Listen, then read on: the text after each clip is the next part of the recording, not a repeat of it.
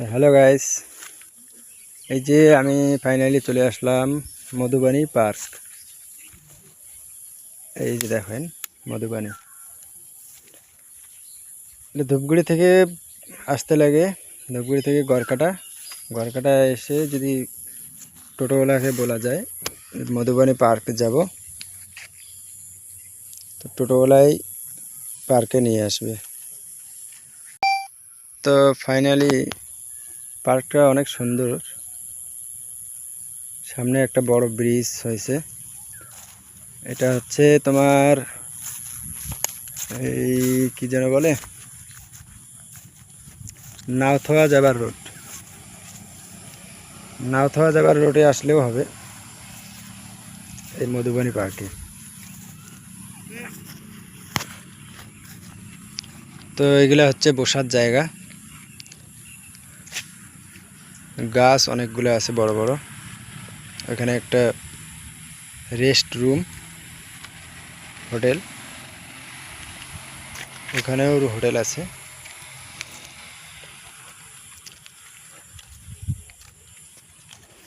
এই যে এখানে যদি টয়লেট করার জায়গা আছে, অনেক সুন্দর দেখতে।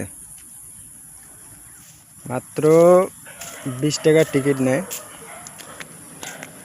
যদি কেউ আসো তাহলে আসতে পারো, সুন্দর জায়গা আছে।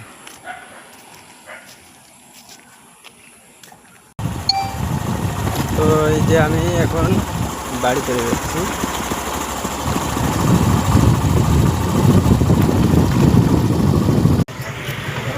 এই যে ফুচকা খেতে আসলাম।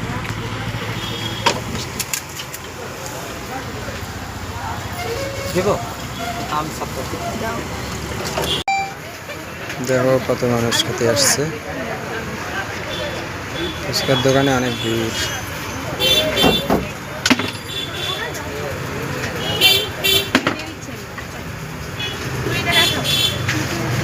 দাদা ফুচকা বানাচ্ছে, ভর্তাটা বানিয়ে আমাকে দেবে।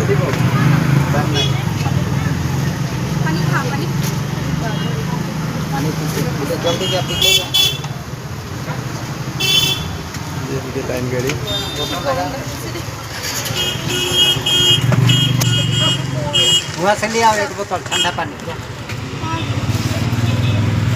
ওকে টাটা, বাই বাই।